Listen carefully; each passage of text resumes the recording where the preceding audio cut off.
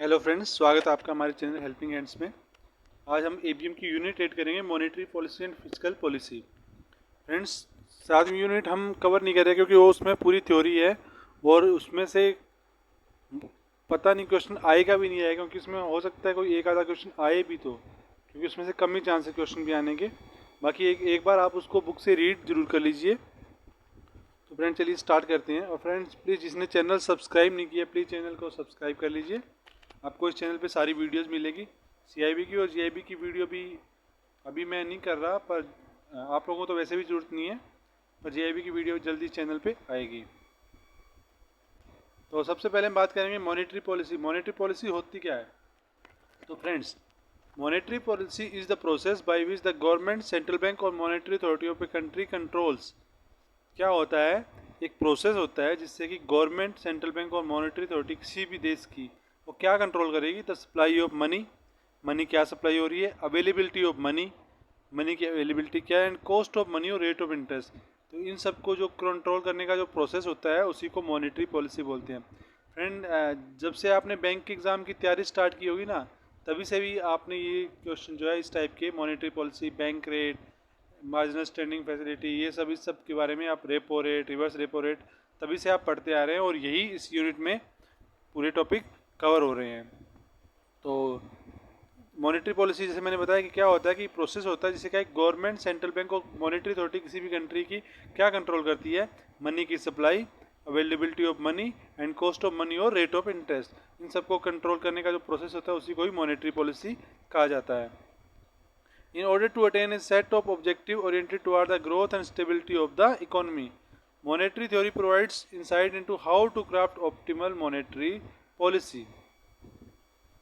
आगे हम बात करेंगे tools of monetary policy. Monetary policy के टूल्स क्या क्या है? तो फ्रेंड, सबसे पहले जो है वो बैंक रेट, जो आज की डेट में 5.65% है। फ्रेंड, जब भी आपका एग्जाम हो उस टाइम पे एक बार आप गूगल जरूर कर लीजिए, क्योंकि ये जो है चेंज होता रहता है।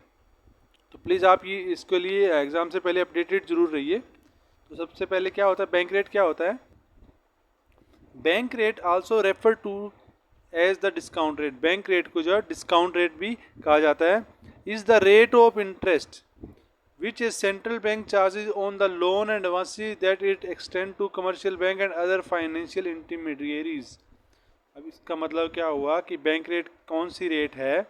ये वो रेट ऑफ इंटरेस्ट है जिसमें किसी कंट्री का जो सेंट्रल बैंक है वो चार्ज करता है, जो लोन और एडवांस जो कमर्शियल बैंक और अदर फाइनेंशियल इंटरमीडियरी को जो रेट ऑफ इंटरेस्ट चार्ज किया जाता है। जैसे आरबीआई जो है, हमारे जितने भी शेड्यूल बैंक है, कमर्शियल बैंक है या जो प्राइवेट बैंक है, जो भी है, उनको जो जिस रेट पे बैंक फंड प्रोवाइड कर रही है, जो रेट ऑफ इंटरेस्ट उनसे ले रही है, उसी को बैंक रेट कहा जाता है।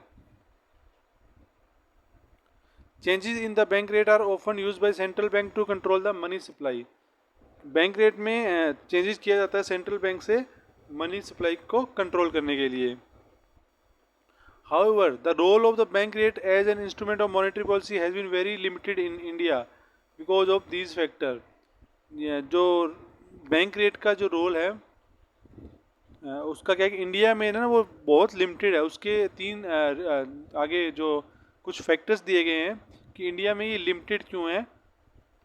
तो सबसे पहले the structure of interest rate is administered by RBI, they are not automatically link to the bank rate.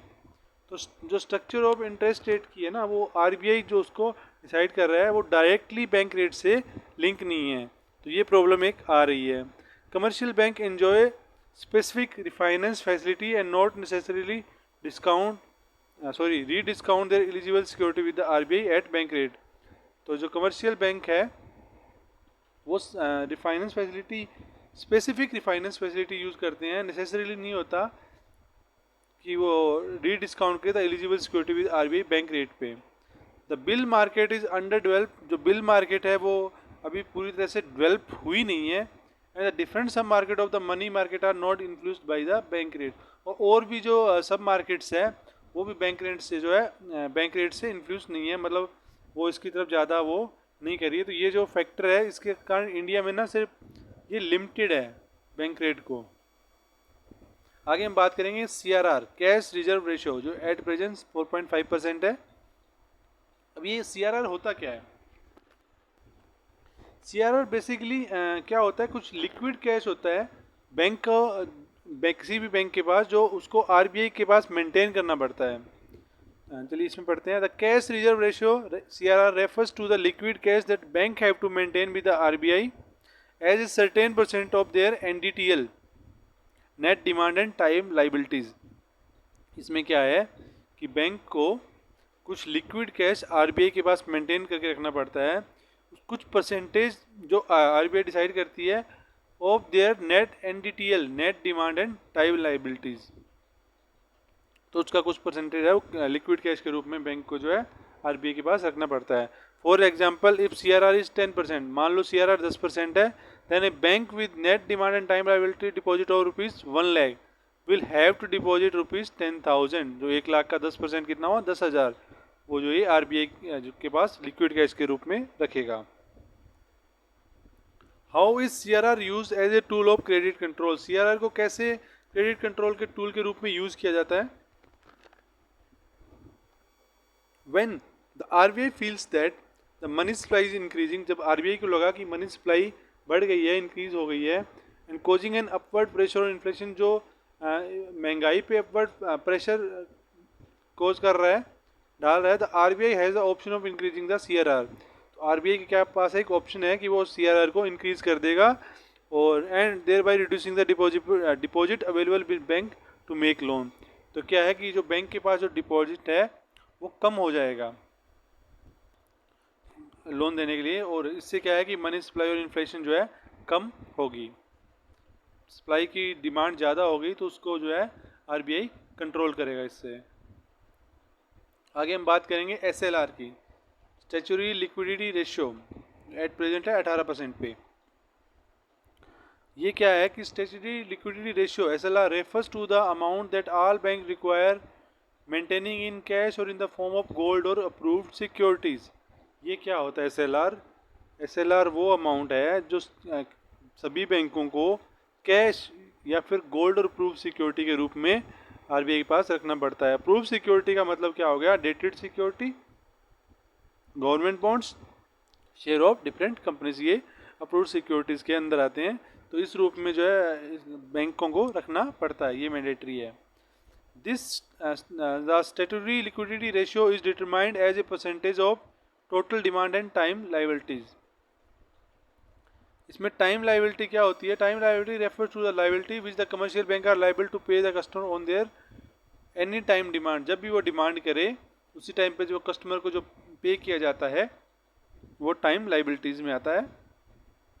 The liabilities that the bank are liable to pay within 1 month times due to completion of maturity period are also consider as time liabilities. Time liability के अंदर जो bank को 1 month के अंदर अंदर पे करना होता है ना मैच्योरिटी पीरियड के कारण, वो भी टाइम लाइबिलिटीज के अंदर ही काउंट होता है। In India Reserve bank of India also always determine the percentage of SLR। There are some statutory requirement for temporarily placing the money in government bonds. Following this requirement Reserve bank of India fixes the level of SLR.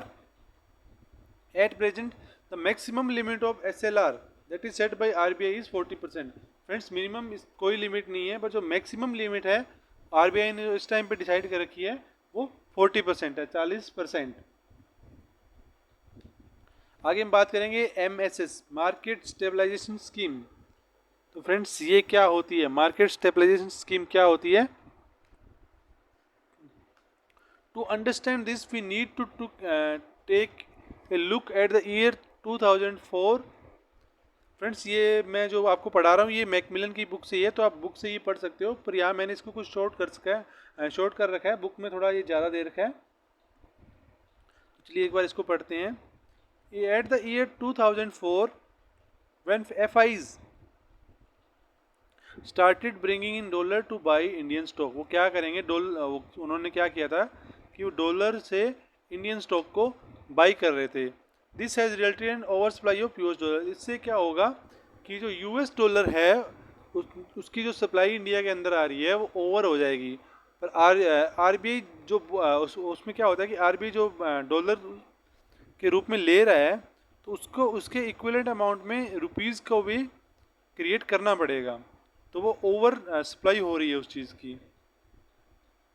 As a response to the large scale capital inflows and the consequent problem faced in managing liquidity, RBI introduced the market stabilization scheme after consulting the government of India for mopping up liquidity of a more enduring nature in March 2004। तो ये जो मैंने आपको बताया कि over supply हो रही थी, इसी चीज़ को कंट्रोल करने के लिए आरबीआई ने एक MS market stabilization scheme government of India के साथ ये 2004 में जो है लेके आए। Under this scheme, the government would issue existing instruments such as T-bills or dated security by way of auction under the MSS, in addition to normal borrowing requirements for absorbing liquidity from the system.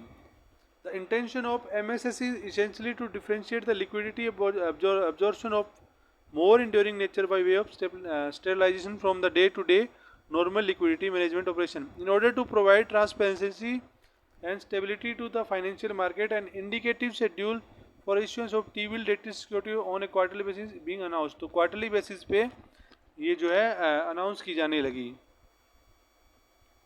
आगे हम बात करेंगे repo rate की। तो friends, ये जैसे कि MSM market stabilization scheme क्यों आई, जैसे मान लीजिए कोई फॉरेन की कंपनी है, वो इंडिया में कोई भी स्टॉक कुछ भी परचेज कर रही है, तो वो क्या कर रही थी, वो डॉलर से परचेज कर रही थी।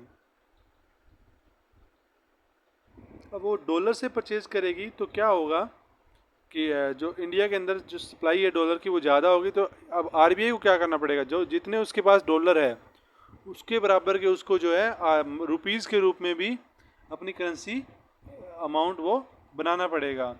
तो इससे एक ओवरफ्लो हो रहा था। इसी को कंट्रोल करने के लिए आरबीआई ने गवर्नमेंट ऑफ इंडिया के साथ मिलके ये स्कीम जो है लेके आए हैं। आगे बात करेंगे रेपो रेट। रेपो रेट क्या होती है फ्रेंड्स? तो repo rate is the rate at which RBI lend short term money to the bank. Repo rate क्या होती है? रेपो रेट वो रेट होती है जिसपे आरबीआई शॉर्ट टर्म मनी जो है बैंक को लेंड करता है। When the repo rate increases, borrowing from RBI becomes more expensive। क्या होगा कि जब रेपो रेट बढ़ जाएगी तो आरबीआई से जो लोन लेना है वो ज़्यादा महंगा हो जाएगा। Therefore, we can say that in case RBI want to make it more expensive for the bank to borrow money, it increases the repo rate. Similarly, if we want to make it cheaper for bank to borrow money, it reduces the repo rate। RBI को जब लगेगा कि bank को जो वो money bank जो money ले रहा है, बोरो कर रहा है, उनके लिए थोड़ी एक्सपेंसिव हो, तो वो क्या करेगा, रेपो रेट को बढ़ा देगा उसी, और उसी हिसाब से कम ज़्यादा करेगा अगर वो चाहता है कि कम रेट पे जो बैंक को मनी मिल जाए। Bank lending rate are determined by the movement of repo rate. तो बैंक लैंडिंग रेट है वो रेपो रेट से डिटरमाइन होती है। रेपो रेट कम होगा तो कम होगी, ज़्यादा होगा तो ज़्यादा होगा, ये बैंक रेट की इसमें चलता है। Reverse repo rate. Reverse repo rate का उल्टा हो गया फ्रेंड्स, बिल्कुल। वहाँ रेपो रेट में क्या है कि बैंक जो है मनी लैंड कर रही थी, और यहाँ पे क्या करेगा, रिवर्स रेपो रेट के अंदर क्या हो गया, reverse repo rate is the rate at which bank park their short term excess liquidity with the RBI. अब क्या होगा फ्रेंड्स, किसी बैंक के पास जो एक्सेस कुछ अमाउंट आ गया, अब एक्सेस अमाउंट आ गया तो बैंक को उससे कोई प्रॉफिट नहीं हो रहा, तो वो चाहता है कि ये वो जो एक्सेस फंड है, उसके पास एक्सेस लिक्विडिटी है, वो आरबीआई को वो आरबीआई के पास रखे और उससे कुछ इंटरेस्ट ले। तो वही वाला जो इंटरेस्ट आरबीआई जो बैंकों को पे करेगा उसी को रिवर्स रेपो रेट बोलते हैं। Reverse repo rate is the rate as it bank park their short term excess liquidity with the RBI. The RBI uses this tool when it feel that there is too much money floating in the banking system. जब RBI को लगेगा कि बैंकों के अंदर जो cash है वो ज़्यादा मनी जो है आई हुई है, and increase in reverse repo rate mean that RBI will borrow money from bank at higher.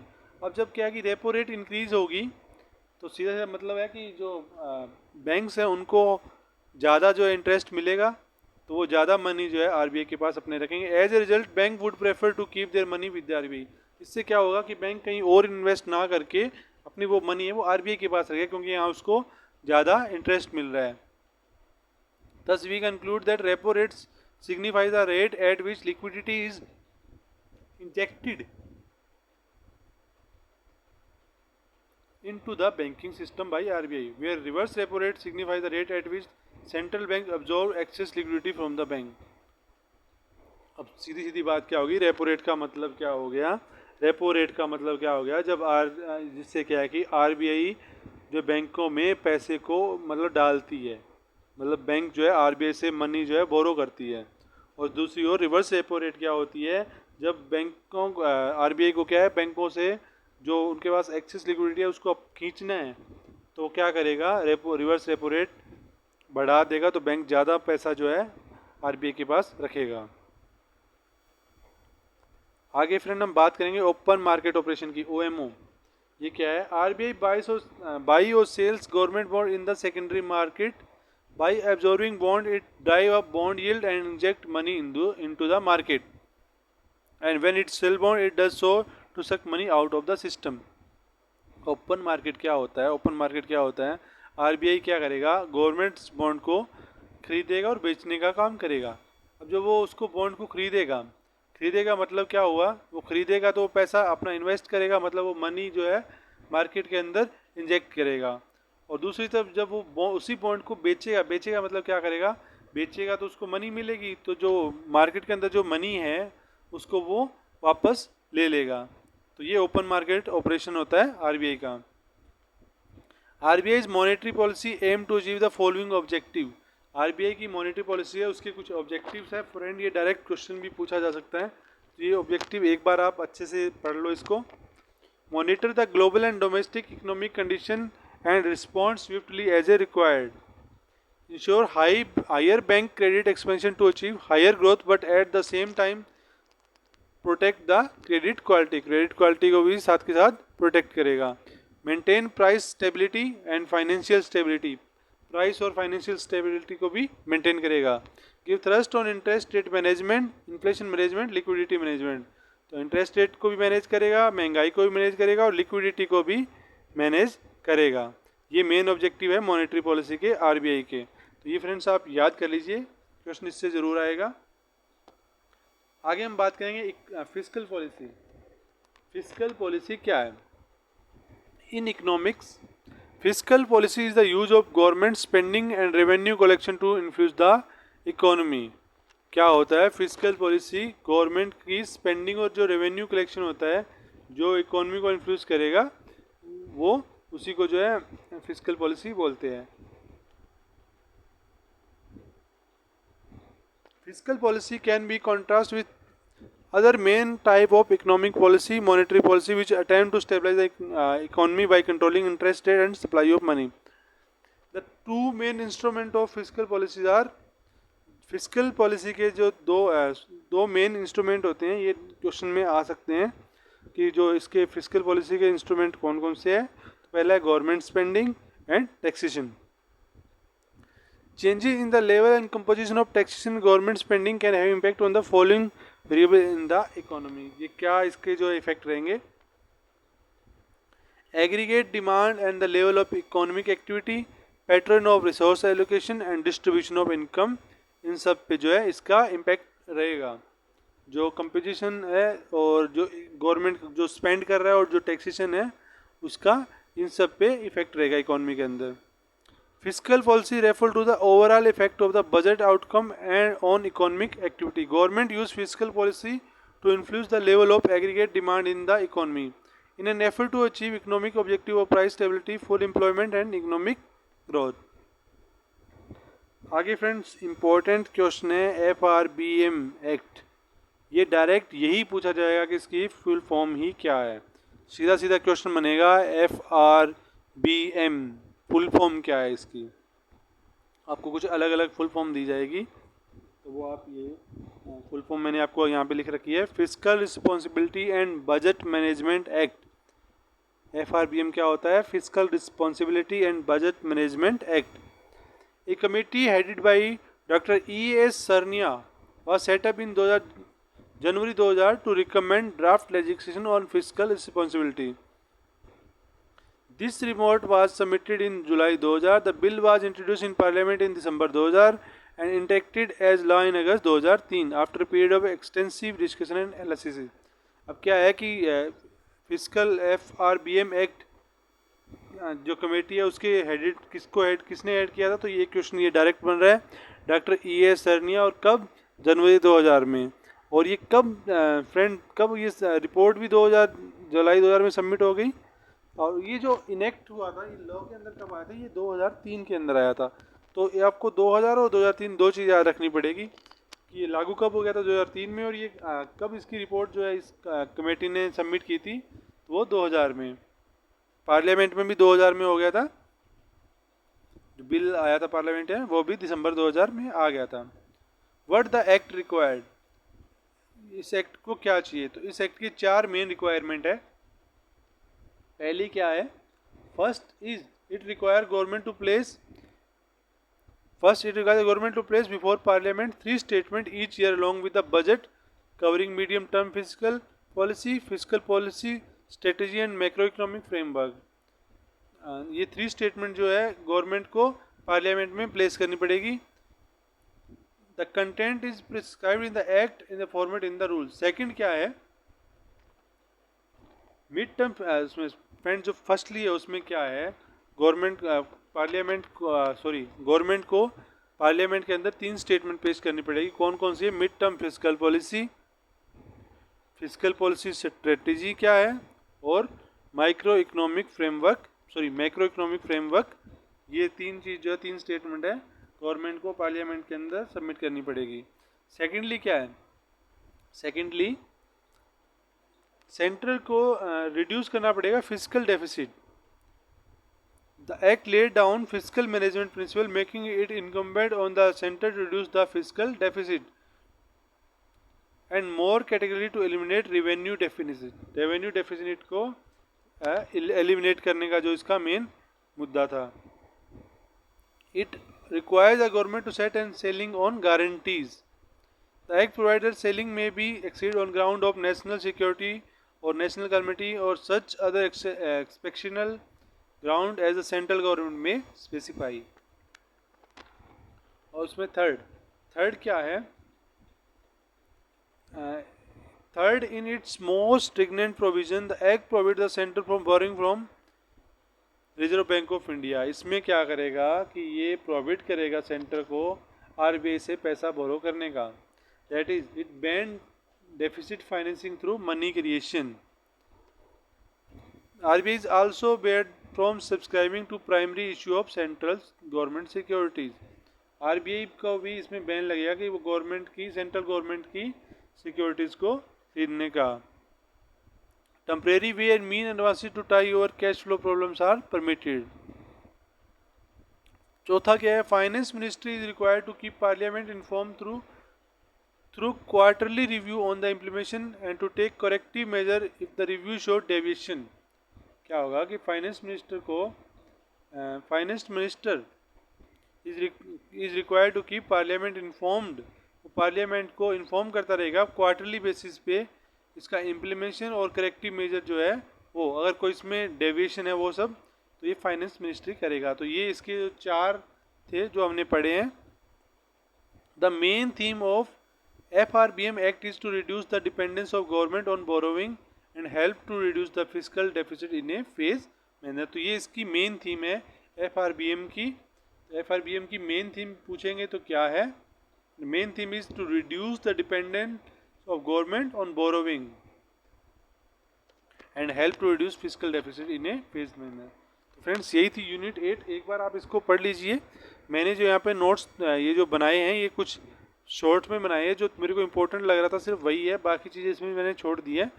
एक बार आप बुक भी इसको जरूर रीड कर लीजिए, एक बार ये पढ़ लीजिए, वीडियो देख लीजिए, फिर उसके बाद एक बार बुक भी आप जरूर पढ़े, तो आपको ये अच्छे से समझ में आ जाएगा, आपको दोबारा करने की जरूरत ही नहीं पड़ेगी।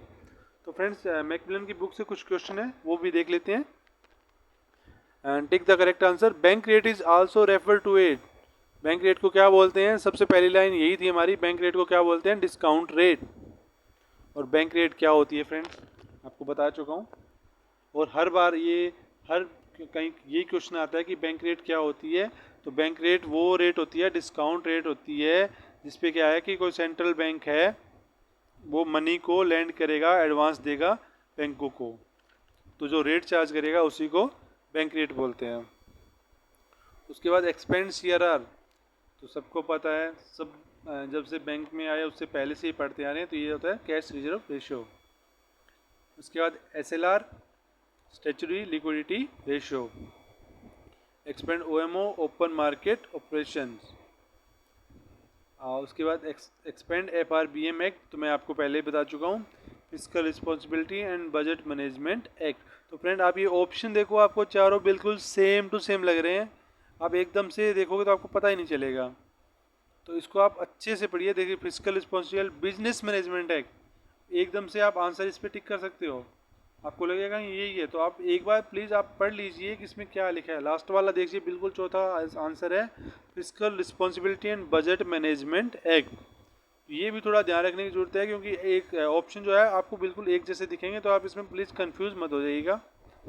आगे FRBM एक्ट इनेक्टेड इन 2003, 2000 के अंदर जो कमेटी थी वो लेके आई इसको, और उसके बाद कमेटी का जो किसने हेड किया था, डॉक्टर ES शर्मा ने ये कमेटी को जो है हेड किया था। और इनेक्टेड कब हुआ था लॉ में, 2003 में, और लेके आए कब थे, 2000 के अंदर। तो फ्रेंड्स यही थे इसके क्वेश्चन। तो इसी के साथ हमारी ये चैप्टर 8 या यूनिट 8 ABM की मॉड्यूल 1 की हम ख़त्म कर रहे हैं। Thank you friends. तो फ्रेंड्स जिसने चैनल सब्सक्राइब नहीं किया प्लीज़ चैनल को सब्सक्राइब कर दीजिए, और वीडियो सही लग रही है आप कुछ कमेंट भी करिए, आपको अगर इसमें कुछ चाहते हो कुछ मैं और इम्प्रूव करूँ, प्लीज़ आप कमेंट करिए। Thank you friends.